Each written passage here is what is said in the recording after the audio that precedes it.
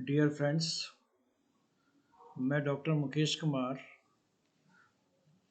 MSG college Bharatpur से आज जो टॉपिक डिस्कस करने जा रहा हूँ वो है रिसर्च।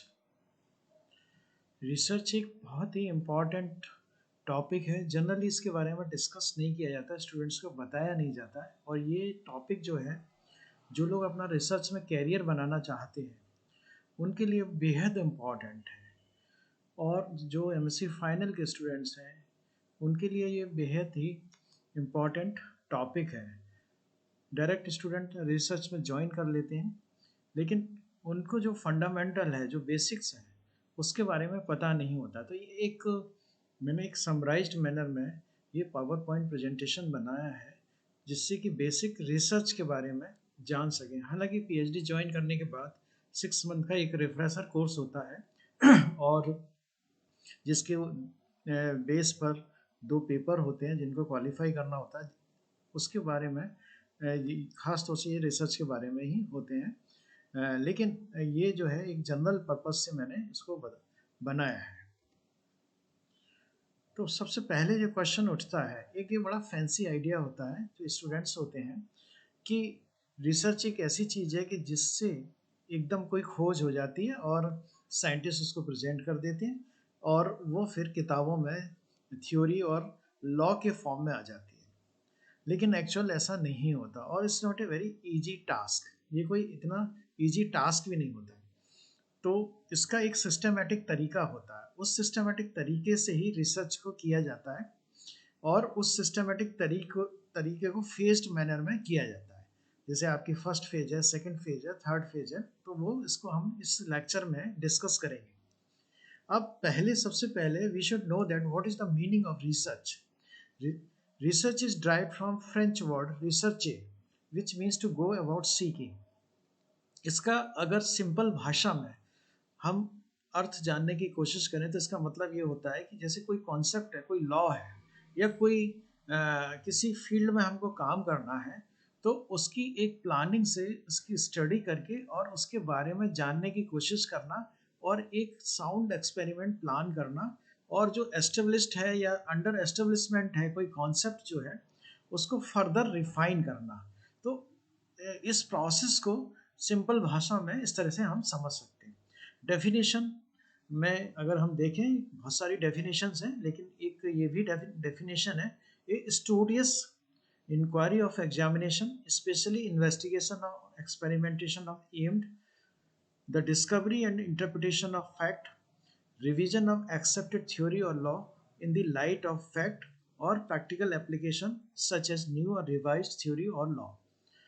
इसका मतलब ये हुआ अगर कि एक स्टूडियस इंक्वायरी है या एग्जामिनेशन है, ये बिल्कुल नया फील्ड भी हो सकता है और ऑलरेडी एस्टेब्लिश फील्ड भी हो सकता है, और उसके बेस पर हम कोई अपना एक्सपेरिमेंट प्लान करते हैं और उसमें कुछ अपने एम्स रखते हैं और जो ऑलरेडी डिस्कवरीज हैं उनकी उस लाइट में हम अपने डेटा को इंटरप्रिटेशन करते हैं।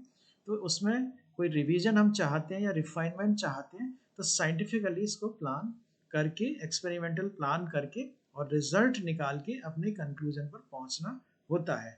और उनका जो डिस्कशन और इंटरप्रिटेशन है in the light of current literature करना पड़ता है। तो ये एक बड़ी ब्रॉड सी डेफिनेशन है जो कि एक हम लोगों का जो कॉन्सेप्ट होता है, एक आम आदमी का कॉन्सेप्ट होता है कि कोई ऐसी चीज़ है कि वो किसी भी फील्ड में एकदम नया स्टार्ट हुआ और उसने नया खोज कर लिया। It's not like that, it is on going process.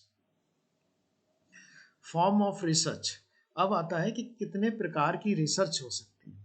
तो यहाँ मैं कह सकता हूँ कि कोई भी एरिया रिसर्च से अछूता नहीं है।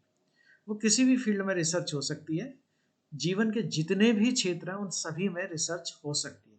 लेकिन फिर भी स्टूडेंट्स को उनकी सुविधा के लिए इसको कैटेगराइज किया है जो कि इस प्रकार है। जैसे साइंटिफिक रिसर्च में जितनी भी साइंस हैं, जितने भी साइंस के डिसिप्लिन्स हैं, वो साइंटिफिक रिसर्च के अंतर्गत आते हैं। जैसे आपके फिजिकल साइंसेस भी हो सकती हैं, बायोलॉजिकल साइंसेस भी हो सकती हैं, इंजीनियरिंग साइंसेस भी हो सकती हैं। इसके बाद आता है ह्यूमैनिटीज़ रिसर्च। ह्यूमैनिटीज़ रिसर्च में जो भी ह्यूमैनिटीज़ के जो सब्जेक्ट होते हैं उसमें रिसर्च की जाती है। इसके बाद आता है आर्टिस्टिक रिसर्च, जैसे आप बहुत सारे आर्टिस्टिक फील्ड देखते हैं तो वो भी उसमें भी रिसर्च की जाती है और उस फील्ड का रिफाइनमेंट या उस स्पेशलाइजेशन का रिफाइनमेंट किया जाता है। इकोनॉमिक रिसर्च, अब आपने देखा होगा कि जो इकोनॉमिक्स है सब्जेक्ट इज वेरी इंपॉर्टेंट, और पूरे वर्ल्ड की जो इकोनॉमी है वो किसी भी देश को चलाने के लिए बहुत इंपॉर्टेंट होती है और उसके जानकार होने बहुत आवश्यक है।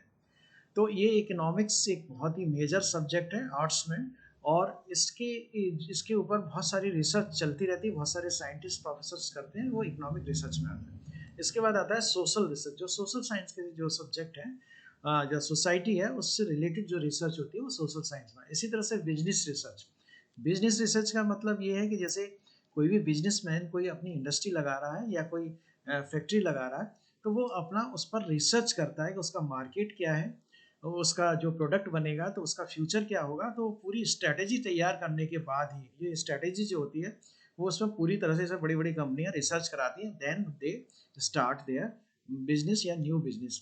इसके बाद आता है मार्केटिंग रिसर्च, ये भी इसी का पार्ट है। जैसे कि अगर आप बिजनेस में देखें कि अगर आपने कोई प्रोडक्ट तो बना लिया लेकिन उसकी मार्केटिंग कैसे करते हैं, उसको बेचते कैसे हैं, उसकी सेलेबिलिटी कैसे बनाते हैं, तो ये भी एक इम्पॉर्टेंट, आपने देखा होगा बड़ी बड़ी कंपनियां जो अच्छी लुभावने ऑफर लेके आती हैं वो मार्केटिंग रिसर्च में लेके आती हैं, आप जाते हैं उनको खरीद लेते हैं। तो अलग अलग इसकी जो स्ट्रेटेजी होती है वो मार्केटिंग रिसर्च में आती है। इसके बाद आता है टेक्नोलॉजिकल रिसर्च, टेक्नोलॉजी रिसर्च ये है, जैसे आप देख रहे हैं कि जो टेक्निक के क्षेत्र में जो रिसर्च होती है ये भी साइंटिफिक रिसर्च में ही आ जाती है, और एप्लीकेशन है साइंस का, और उसको जो है रिफाइनमेंट करना। जैसे अगर मैं एग्जांपल के तौर पर बताऊं कि जैसे मोबाइल फ़ोन है, तो मोबाइल फ़ोन में आप हर 6 महीने में नए फीचर्स आ जाते हैं और नई कंपनीज आती हैं और बड़ा कम्पिटिटिव रहती हैं वो, और आपको ये बताती हैं कि भाई इसमें ये नए फीचर हैं, आप तुरंत उसको खरीदने की कोशिश करते हैं, आपको दूसरों से वो बेटर लगता है। तो ये इनकी एक पूरी रिसर्च टीम होती है। ये मैंने एक मोबाइल फ़ोन का तो उदाहरण देकर आपको बताया, ऐसे बहुत सारे फील्ड हो सकते हैं। अब साइंटिफिक रिसर्च को हम यहाँ बेसिकली फोकस करेंगे। तो any of basic and applied science, engineering science and medical science, ये चाहे वो इंजीनियरिंग बेसिक हो, बेसिक साइंस हो, या अप्लाइड साइंस हो, इंजीनियरिंग साइंस हो या मेडिकल साइंस हो, ये सारे साइंटिफिक रिसर्च में आते हैं। तो इसमें और भी आगे जैसे जूलॉजी सब्जेक्ट है तो इसमें एनिमल साइंस पर रिसर्च की जाती है। इसी तरह से बॉटनी है, प्लांट साइंस को इसमें इंक्लूड करते हैं रिसर्च के लिए। और फिजिक्स में आपका फिजिकल साइंस है उसमें आ जाता है। केमिस्ट्री जो है जो केमिकल मॉलिक्यूल्स वगैरह हैं उससे रिलेटेड पूरी रिसर्च होती है। मैथ है, मैथ का आप जानते हैं इसमें भी रिसर्च होती है। और ज्योग्राफी, ये कुछ हमने लिस्टिंग करने की कोशिश की, लेकिन इसके अलावा भी बहुत सारे फील्ड हैं। और इसके अतिरिक्त मैं ये और कहना चाहता हूँ कि ये फील्ड इंटरडिसिप्लिनरी भी है। इंटरडिसिप्लिनरी का मतलब ये है कि ये एक दूसरे में एप्लीकेशन भी है। तो ऐसी रिसर्च ग्रुप भी बन जाते हैं कि एक कोई बड़ा एरिया सेलेक्ट कर लिया, उसमें जैसे मान लीजिए जूलॉजी ले लिया तो उसमें बायोकेमिस्ट भी काम कर रहा है, उसमें फिजिसिस्ट भी काम कर रहा है, केमिस्ट भी काम कर रहा है। यदि कोई बहुत बड़ा प्रोजेक्ट है और वो अलग अलग एंगल से उस रिसर्च प्रोजेक्ट्स के एम्स एंड ऑब्जेक्टिव प्राप्त करने की कोशिश करते हैं। ये साइंटिफिक रिसर्च की हमने लिस्टिंग की है। रिसर्च मेथडोलॉजी, अब रिसर्च मेथडोलॉजी क्या होती है, जैसे if you want to do the research तो you should have some methodology. तो सिलेक्शन ऑफ रिसर्च एरिया सबसे इम्पॉर्टेंट चीज़ है।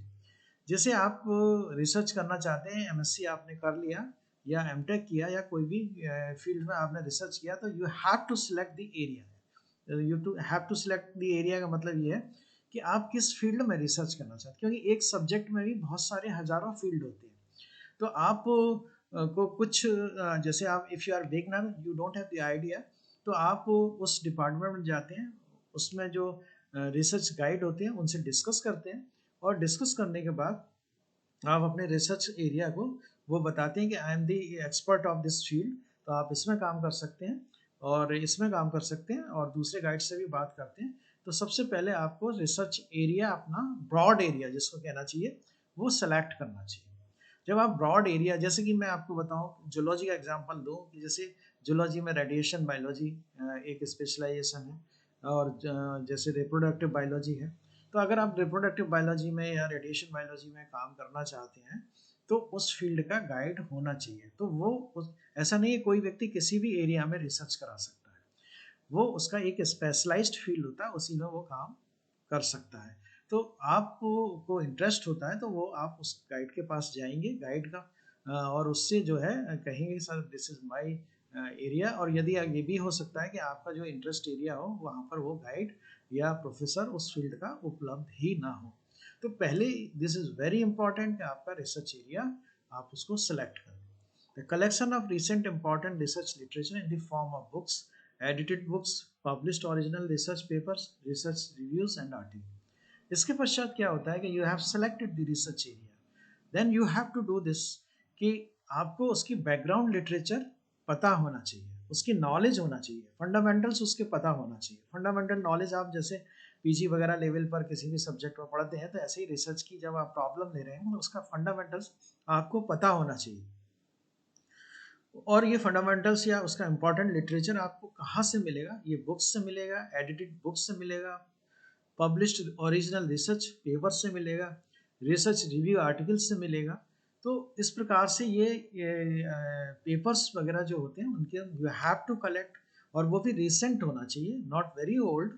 जैसे मान लीजिए आप आज 2021 में कोई काम करना चाह रहे हैं, तो लास्ट 5-6 ईयर्स के important research area, important research field जो है जो सॉरी इम्पॉर्टेंट रिसर्च पेपर्स हैं उनको आपको कलेक्ट कर लेना चाहिए और उनकी स्टडी करना चाहिए। देन यू विल नो कि उस फील्ड में जिसमें आप कुछ भी रिसर्च करना चाहते हैं कि उसमें क्या कितना डेवलपमेंट हो गया है या उसमें क्या कमी है। तो देन यू विल नो उसके आप अच्छे से रिसर्च पेपर और वेरी इंपॉर्टेंट जो रिसर्च पेपर्स हैं उनको आपको स्टडी करना चाहिए। इसके बाद आता है deep study of the collected literature. अब आपने लिटरेचर कलेक्ट तो कर लिया, लेकिन उसकी आपको स्टडी करनी है, डीप स्टडी करनी है। ये सिंपली कोई ऐसा नहीं है कि पीजी का एग्जामिनेशन पास करना है तो आपने कुछ पढ़ लिया और उसको बिल्कुल बाइबल और गीता मान लिया कि भाई ये जो लिखा हुआ वो फाइनल है, इसके बाद इसमें कुछ नहीं हो सकता। तो ये एक माइंडसेट जो है रिसर्च में बिल्कुल आपको चेंज करना पड़ेगा। तो जब आप उसका अच्छे से लिटरेचर की स्टडी कर लेंगे then you will find that कि इसमें जो भी एरिया जो जिस फील्ड को मैं चूज कर रहा हूँ इसमें क्या गैप्स हैं, इसमें क्या किया जा सकता है। देन उसके बाद आप अपनी प्रॉब्लम को जो है चूज करेंगे। Understanding of the chosen broad area. Develop the knowledge of chosen broad area by deep studying the basic books, text book, edited. This I have already told you. Selection of the topic. अब इसके बाद क्या है कि आपने इतनी सारी जो उस ब्रॉड जिससे कहना चाहिए उस एरिया को पढ़ लिया, ब्रॉड एरिया जिसको कहना चाहिए, जैसे रिप्रोडक्टिव बायोलॉजी है फॉर एग्जाम्पल के तौर पर मैं आपको बताऊं, अगर जूलॉजी के साइंस में देखें, ये सब्जेक्ट आपका जूलॉजी है और उसमें जो आपका जिससे कहना चाहिए टॉपिक जो आपने स्पेशलाइज किया है, जिसमें ब्रॉड जिस एरिया में आप जाना चाहते हैं, मान लीजिए वो रिप्रोडक्टिव बायोलॉजी है, तो you should know the what is male reproduction, what is female reproduction, है ना। तो ये आपको basic what are the hormone controls क्या है, ये बेसिक आपको नॉलेज जानी होगी। Selection of topics after careful study of literature based on the following aspect. Gap in the study, enhancing the basic understanding of the knowledge, development of the technology and others.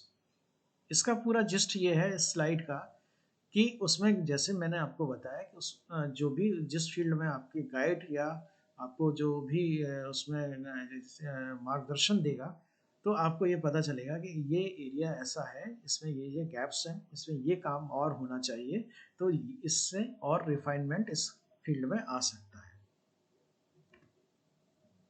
Planning of the study. अब आपका ये होता है कि आप study को कैसे plan करेंगे। तो इसमें आता है एम्स एंड ऑब्जेक्टिव। इसका मतलब ये है कि आपका ब्रॉडर एम क्या है ना, कि you want to do the study, आप रिसर्च करना चाहते हैं, लेकिन आपका एम्स ब्रॉडर एम क्या है, और फाइनली आपने ऑब्जेक्टिव्स अपने क्या डिसाइड कर रखे हैं। एम्स जो है वो ब्रॉडर सेंस में आ जाता है, ऑब्जेक्टिव बहुत जिसे कहना चाहिए कि स्पेसिफिक हो जाते हैं।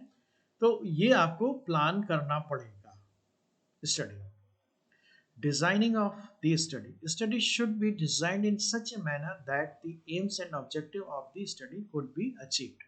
इसका मतलब ये है कि जैसे आपने एम्स एंड ऑब्जेक्टिव आपने सेलेक्ट कर लिए, वो गैप्स के बेसिस पे होंगे कि उस जिस फील्ड में आपको ये लगता है इसमें और काम होना चाहिए, तो वो आप वो आपके एम्स एंड ऑब्जेक्टिव हो जाएंगे। और डिजाइनिंग ऑफ स्टडी का मतलब ये है कि अब आप उनको अचीव करना चाहते हैं, उसको प्राप्त करना चाहते हैं, यानी in order to solve the problem.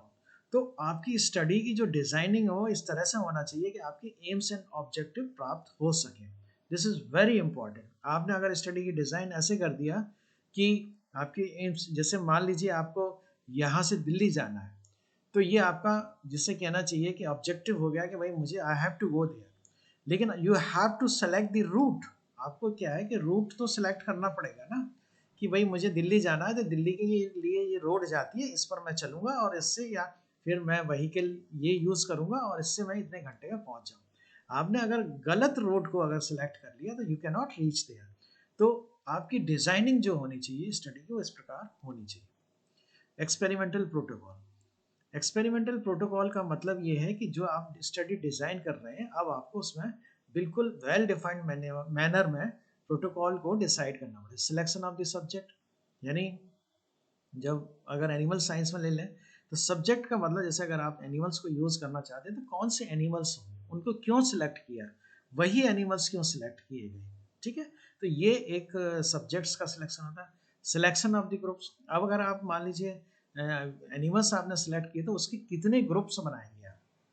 अगर जोलॉजी को ही उठा के देखें, एनिमल साइंस को उठा के देखें, तो then you have to decide कि वो ग्रुप्स के लॉजिकली कितने होने चाहिए। जैसे मैं एक एग्जांपल के तौर पे बताएं, जैसे if you want to develop some vaccine, तो वैक्सीन के लिए आपको एक ग्रुप बनाना पड़ेगा जिसमें आप उनको एंटीजन देंगे, और एक ग्रुप ऐसा भी होना चाहिए जो पैरेलल कंट्रोल हो जिसमें आप कुछ नहीं देंगे। तो इस तरह से ग्रुप्स आप एनिमल्स का 2 ग्रुप बना सकते हैं, और उसमें फिर ये देखेंगे कि इसको ये वैक्सीन देने के बाद इसमें इसका इम्यून सिस्टम काम कर रहा है, या इम्यून सिस्टम में एक्टिवेट हुआ और इम्यूनो न्यूट्रलाइजेशन हुआ, और जबकि पैरेलल जो कंट्रोल ग्रुप चल रहा है जिसमें आपने कुछ नहीं किया है, तो उससे आप कंपेयर कर सकते हैं। तो ये एक मैंने एग्जांपल देकर आपको बताया। Duration of the study with the well defined phases. अब स्टडी आपकी कितनी लंबी होनी है, जिससे कहना चाहिए कि भाई आपका पूरे ऑब्जेक्टिव है, ये मेरे एनिमल्स हैं, और इसकी ड्यूरेशन कितना होगा, यानी कितनी फेज होंगी, है ना। तो दिस इज वेरी इंपॉर्टेंट। तो आपको यू हैव टू डिसाइड। ये सब क्या होता है कि जो आपका एग्जिस्टिंग जो लिटरेचर होता है उसको स्टडी करने के बाद आपको पता चलता है। और ये एक्सपेरिमेंट टू एक्सपेरिमेंट और अलग, जिससे कहना चाहिए जो फील्ड टू फील्ड डिफर करता है। नंबर ऑफ एक्सपेरिमेंट्स, आपके ड्यूरिंग रिसर्च में आपको कितने सारे एक्सपेरिमेंट्स करने हैं आप, in order to achieve the objectives and aims of your studies. इसके बाद क्या होता है, क्योंकि बायोलॉजी में और अगर जूलॉजी में देखें, इट्स नॉट नेसेसरी कि आपने जैसे एक्सपेरिमेंट प्लान किए वो टेक्स्ट बुक मैनर में पूरी तरह से उसी तरह से रिजल्ट दे जाएंगे। It's not necessary. और नॉर्मली तो मैं तो ये कहता हूँ कि जो एनिमल साइंस है उसमें 90% एक्सपेरिमेंट्स फेल हो जाते हैं। तो आपको क्या होता है कि आपने प्लानिंग तो कर ली लिटरेचर के बेसिस पे, और ऑब्जेक्टिव एम्स भी बना ली, और एक्सपेरिमेंटल प्रोटोकॉल्स भी बना लिए, ठीक है, सारा चीज कर लिया, but it is not certain कि इस बेसिस पर आपके सारे ऑब्जेक्टिव्स प्राप्त हो जाएंगे, और जिस कॉन्सेप्ट को आप सोच रहे हैं डेवलप करने की वो कॉन्सेप्ट डेवलप हो जाएगा। इसलिए क्या है, मिड कोर्स करेक्शन। इसलिए क्या किया जाता है, मिड कोर्स करेक्शन। करेक्शन जो है, जैसे आपको ये लगता है कि भाई मैंने ये स्टडी प्लान की है, ये मेरे पैरामीटर्स थे, लेकिन इसमें तो गड़बड़ी हो रही है, जो डिजायर्ड रिजल्ट है, जो मैं I was planning to get the result, वो मेरे नहीं मिल रहे हैं। तो आपको जो रिजल्ट आ रहे हैं उस बेसिस में मिड कोर्स करेक्शन बीच में कुछ कर सकते हैं, कुछ पैरामीटर्स ऐड करने पड़ सकते हैं, और भी कुछ करेक्शंस करने पड़ते हैं। Selection of the parameter. अब ये प्रश्न ये उठता है, पैरामीटर्स का मतलब ये होता है कि आपको कुछ पैरामीटर्स लेने पड़ते हैं। जैसे कि मान लीजिए आपको, you have to see that कि भाई आप मान लीजिए हीमोग्लोबिन किसी पॉपुलेशन का देखना चाहते हैं कि भाई हीमोग्लोबिन का जिससे कहना चाहिए कि स्टेटस क्या है ना। तो नॉर्मल हीमोग्लोबिन इस पॉपुलेशन में कितना है, या है नॉर्मल है एबनॉर्मल है। तो हीमोग्लोबिन इज द पैरामीटर, ये एक पैरामीटर है, इसको आपको लेना पड़ेगा। By that you will know the haemoglobin level of the population, या आपका जो सिलेक्टेड ग्रुप है उसकी, उसमें जो मेंबर्स हैं उसका वो आप समझ सकते। तो इसको पैरामीटर्स बोलते हैं। अब ये एक पैरामीटर हो गया आपकी स्टडी का ऑब्जेक्टिव अटेन करने के लिए। Relevant parameters should be included with the well established methodology with the time interval। इसका मतलब ये है कि जो भी आप पैरामीटर ले रहे हैं उसकी मेथडोलॉजी जो है वो published and well establish and well accepted होनी चाहिए साइंटिफिक स्फीयर में। इसका मतलब ये हुआ कि वो जो है जिसे कहना चाहिए कि ऐसा ही नहीं है कि आपने कोई ऐसा ही मेथड ले लिया जिसकी कोई वैलिडिटी नहीं है, तो that will not be accepted, और आपका जो रिसर्च वर्क है उसको कोई एक्सेप्ट नहीं करेगा, it will be challenged. Collection of data, parameters are expressed in the form of data. जो भी पैरामीटर्स है, जैसे मान लीजिए मैंने हीमोग्लोबिन का उदाहरण ही दिया, एग्जांपल दिया, तो it is expressed in numerical values. ठीक है, तो ये उसका parameters are expressed in the form, जो डेटा जिसको हम डेटा भी कहते हैं। Data are compared with the control system, और ये डेटा जो होते हैं जो आपका, जिसमें ऐसा ग्रुप जो मैंने आपको बताया जो पैरेलल कंट्रोल चल रहा है, जिसमें you are not doing anything, तो आप उससे कंपेयर कर सकते हैं कि भाई दिस इज हैपनिंग, है ना। वो कंट्रोल और नॉर्मल ग्रुप होना चाहिए जिससे कि आप कह सके। जैसे तो ये एक डेटा का कलेक्शन का system. Statistical analysis of result, this is very important in the sense that कि यू हैव डेटा जिसे कहना चाहिए, लेकिन आपका अगर एनालिसिस, उनका स्टेटिस्टिकल एनालिसिस सही नहीं है, तो आपकी जो फाइंडिंग्स हैं वो गलत भी हो सकती है। तो इसका एक स्टेटिस्टिकल एनालिसिस के कई फॉर्मूले होते हैं, तो उस आधार पर उन डेटा का एनालिसिस किया जाता है, और उसके बेसिस पर ही आप जो है अपने रिजल्ट को बता पाते हैं। तो ये एक मैथमेटिकल एनालिसिस है जिसको स्टैटिस्टिकल एनालिसिस कहते हैं। It's very important. कई बार इसकी वजह से आपका एनालिसिस सही नहीं है, तो आपकी जो फाइंडिंग्स हैं वो उसमें बहुत ज़्यादा, जिसे कहना चाहिए कि करेक्टनेस नहीं रहती। Interpretation of the data and discussion. Correct interpretation of the data is most important of any research in the light of previous research aims and objective, obtained data and mid course correction. अब जैसे कोई जिसे कहना चाहिए कि as a researcher जो interpretation जो होता है, डिस्कशन जो होता है, जो लिखा जाता है किसी भी पेपर का या किसी भी थीसिस का, this is very important.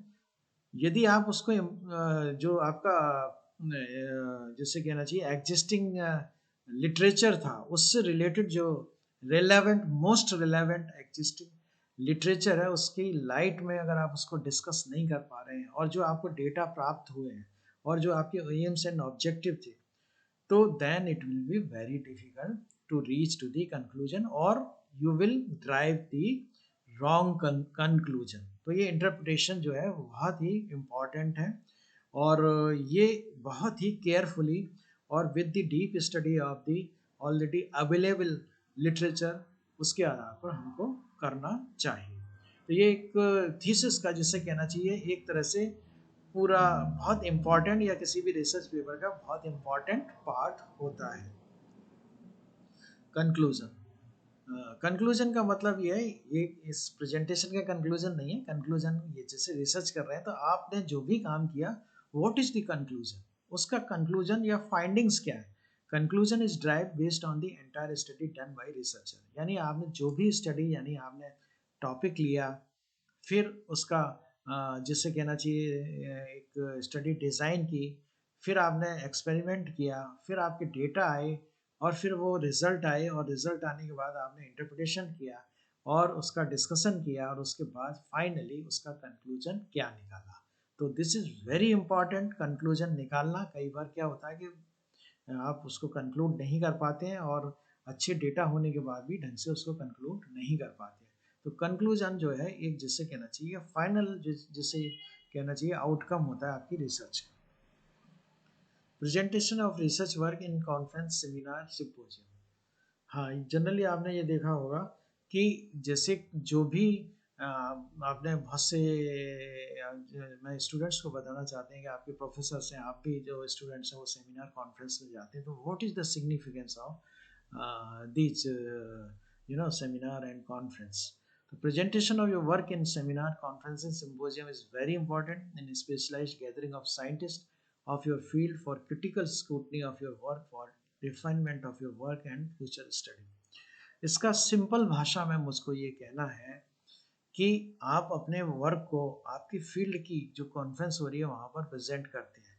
It can be complete study, it can be partially complete study या ऑन गोइंग स्टडी।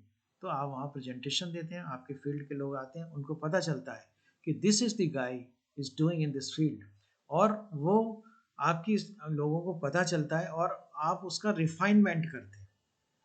क्योंकि कई बार क्या होता है, कभी कभी ऐसा भी होता है कि आप उसके बारे में कितना सोच सकते हैं, आपने लिटरेचर भी पढ़ लिया, लेकिन जब वो आपके फील्ड के जो एक्सपर्ट उसमें आते हैं और you are giving the presentation in front of that, तो वो आपको बताते हैं, आपसे प्रश्न पूछते हैं, आपसे क्वेश्चंस पूछते हैं कि भाई आपने ये लिखा है तो why you are writing, you have drive this conclusion, आपने ये कंक्लूजन कैसे निकाला था, then you have to give the explanation. तो इससे क्या होता है कि आपकी स्टडी में कुछ और इम्प्रूवमेंट होता है और आप नए एक्सपेरिमेंट प्लान करते हैं।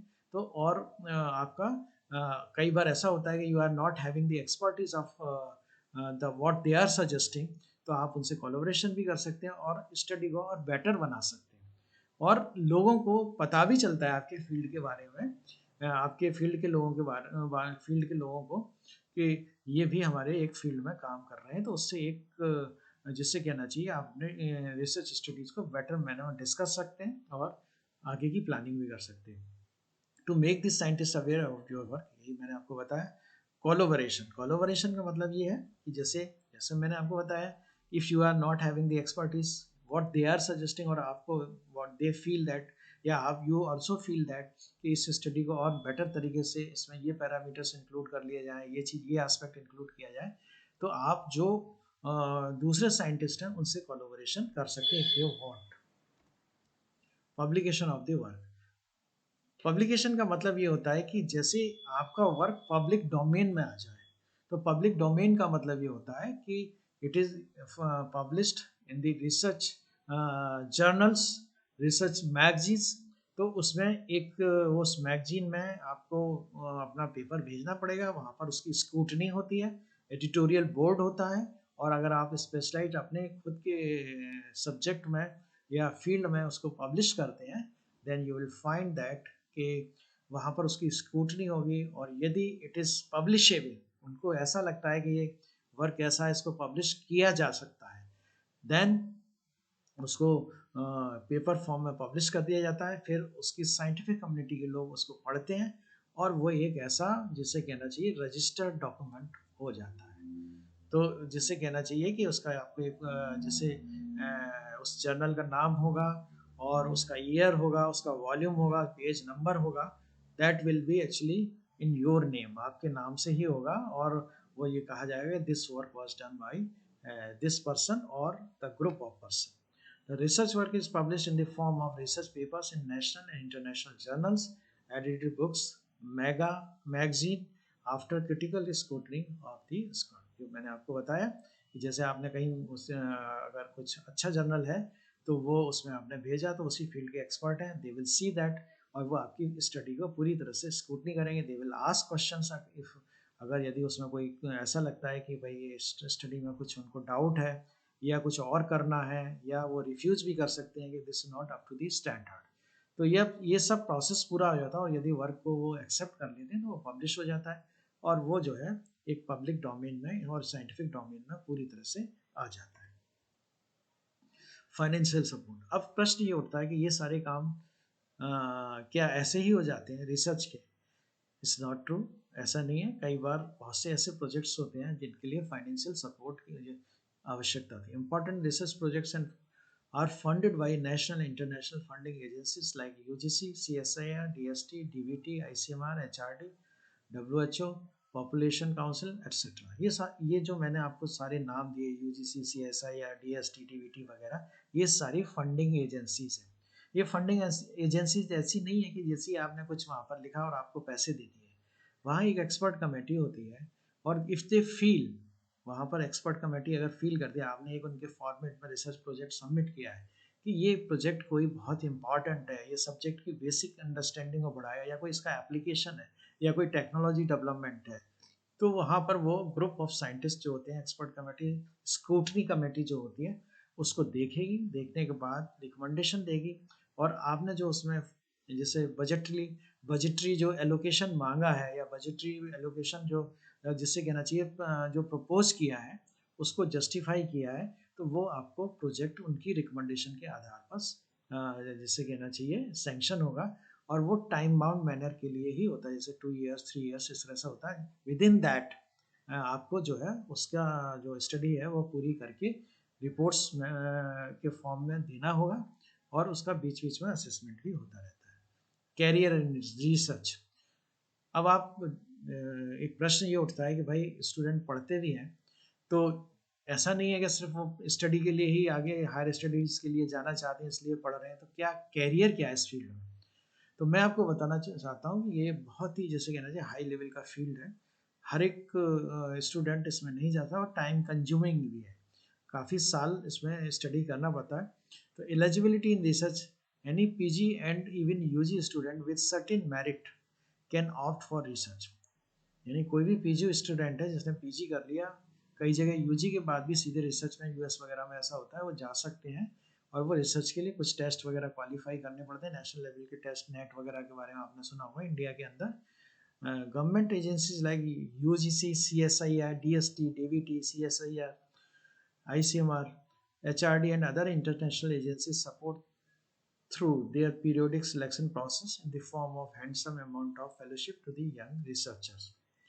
इसका मतलब ये हुआ कि ये जो ये फंडिंग एजेंसीज हैं, ये junior research fellowship, senior research fellowship वगैरह इस फॉर्म में बच्चों को जिससे कहना चाहिए मंथली स्कॉलरशिप देती हैं, और जिसके बेसिस पर वो रिसर्च कर सकते हैं। पर इसका मतलब ये नहीं कि सभी स्टूडेंट को ये स्कॉलरशिप मिल जाती है। They have to qualify the test, या वो किसी प्रोजेक्ट को ज्वाइन करें जिसमें ये जेआरएफ एसआरएफ वगैरह पोजीशंस होती हैं, तभी उनको वो स्टाइपेंड या फेलोशिप मिल पाएगी, और फिर वो उस प्रोजेक्ट को पूरा करें और जिसको वो अपने रिसर्च वर्क के लिए या पीएचडी वर्क के लिए भी यूज़ कर सकते हैं। Career in research. अब कैरियर क्या है, जैसे आपने मान लीजिए पीएचडी कर लिया, रिसर्च किया, तो आप किसी भी यूनिवर्सिटी और कॉलेज में जिसे कहना चाहिए असिस्टेंट प्रोफेसर बनने के लिए पीएचडी होना अब 221 से ज़रूरी हो जाएगा। और रिसर्च इंस्टीट्यूशन में तो आपको रिसर्च का एक्सपीरियंस होना चाहिए, पीएचडी जरूर होना ही चाहिए, पब्लिकेशन भी होना चाहिए, तो आप वहाँ भी जा सकते हैं, साइंटिस्ट बन सकते हैं। इंडस्ट्रीज़ में भी क्या है, आर&डी सेक्शंस होते हैं जिसमें आप वो साइंटिस्ट को हायर करते हैं, और जिसमें सीनियर पोजीशंस भी होती हैं, जूनियर पोजीशंस भी होती हैं। गवर्नमेंट सेटअप होते हैं जिसमें वो रिसर्च कराते हैं, और गवर्नमेंट सेटअप में आप देखते हैं कि बहुत सारे जैसे प्लानिंग कमीशन वगैरह में इसमें जैसे रिसर्च वगैरह काम करते हैं, एनजीओज होते हैं, तो नॉन गवर्नमेंट ऑर्गेनाइजेशंस बोलते हैं, वहाँ भी रिसर्चर्स की आवश्यकता होती है, और वो डिफरेंट फील्ड में काम करते हैं। और स्पेशलाइज्ड डिपार्टमेंट है, जिससे कहना चाहिए बहुत सारे स्पेशलाइज्ड डिपार्टमेंट भी होते हैं, तो वहाँ भी साइंटिस्ट और रिसर्चर्स की आवश्यकता होती है। आप जिससे कहना चाहिए कि कंसल्टेंसी भी कर सकते हैं, यदि आपने कुछ किया तो कंसल्टेंसी का मतलब ये है कि बहुत सारी एजेंसीज हैं वो आपको काम दे देती हैं कि भाई आप इस पर रिसर्च करके दीजिए और हमें अपनी फाइंडिंग्स बताइए। Dignified profession. Researchers and scientists hold great respect and reputation in the country. They are treated as a guiding force and intellectual of the society all over the world। इसका मतलब ये है, ये इससे कहना चाहिए कि भाई हाईली क्वालिफाइड लोगों का ये प्रोफेशन होता है। साइंटिस्ट जो होते हैं, रिसर्चर्स होते हैं, तो सोसाइटी आप हमेशा देखते हैं जो ज़्यादा पढ़े लिखे लोग होते हैं और ज़्यादा हायर एजुकेशन में और या साइंटिस्ट वगैरह होता है, वो सोसाइटी में उनकी डिग्निटी बहुत ज़्यादा होती है, सोसाइटी उनको रेस्पेक्ट करती है, और वो एक तरह से गाइडिंग फोर्स भी होते हैं। इंटेलेक्चुअल्स जो होते हैं वो गाइडिंग फोर्स भी होते हैं। जब कभी कोई ऐसी भयंकर, अभी आपने देखा, मैं एक छोटा सा उदाहरण देकर समझाता हूँ कि जैसे अभी कोविड-19 की सिचुएशन चल रही है, तो बहुत सारी मेडिसिन वगैरह देकर जिस तरह से पूरा वर्ल्ड की जो इकोनॉमी धराशायी हो गई, इतने लोग बीमार हो गए, 7 से लेकर 8 करोड़ जो लोग हैं वो इसका शिकार हो गए। तो अब लोग वैक्सीन के लिए बेसब्री से इंतजार कर रहे हैं। अब वैक्सीन कौन डेवलप करेगा? साइंटिस्ट डेवलप करेंगे। तो दिस इज एक्चुअली जिससे कहना चाहिए कि ये हमने पिछले 100 साल में ऐसी कोई समस्या देखी नहीं, लेकिन ये ultimately this problem will be solve by the researchers and scientist. आपने सुना होगा कि वैक्सीन, कुछ वैक्सीन मार्केट में आ गई है, this is because of total dedication of scientist, जिन्होंने इसको जो भी आप सुन रहे हैं कि जो 5 7 10 वैक्सीन पे काम आ रहा है, फाइनल स्टेज में चल रहा है, that can solve the problem. तो ये एक बहुत ही, जैसे कहना चाहिए, हाई क्वालिटी का प्रोफेशन है। Always involve in new venture, हमेशा आदमी जो है नया नया करने की इसमें कोशिश करता है। और जैसे कि दूसरे अगर आप डिपार्टमेंट उठा के देखेंगे तो वहाँ एक रूटीन काम होता है, और रूटीन काम से ही पूरा उनका जो हमेशा चलता रहता है। लेकिन रिसर्च में हमेशा चैलेंजेस होते हैं। You have to work always in a new areas or new ventures. Finally, research is an extremely attractive profession for students, but needs patience, continuous study, habit and innovativeness. इसका मतलब ये है कि ये बहुत अट्रैक्टिव प्रोफेशन है, लेकिन इसमें पेशेंस होना चाहिए, कंटिन्यूस स्टडी की हैबिट होनी चाहिए, और एक इनोवेटिव माइंड भी होना चाहिए। ऐसा नहीं कि बस ठीक है आपका जो रूटीन चल रहा है वैसा नहीं चलेगा। You have to plan the experiment, you have to see the problem in different angles, then you have refine it, and बहुत सारे एक्सपेरिमेंटेशन करने पड़ते हैं, फिर लिखना पड़ता है, ये सारी चीज़ें हैं। तो it's not a routine work, it's very highly intellectual work. तो ये एक इसमें एक आदमी को क्वेश्चनिंग की भी वो होनी चाहिए, जैसे कहना चाहिए हैबिट। तो जो मैंने आपको बताया कि रिसर्च का एक बेसिक आइडिया दिया कि हाउ रिसर्च इज डन, एक फैंसी आइडिया होता है ना कि भाई कोई भी चीज़ कैसे भी कहीं खोज ली जाएगी। It's not that, it is very scientific methodical method, और जिसमें आपको पूरे, जिससे कहना चाहिए कि डिफरेंट एंगल से इसमें काम करना होता है। आई होप ये वीडियो आपको पसंद आया। Thank you very much.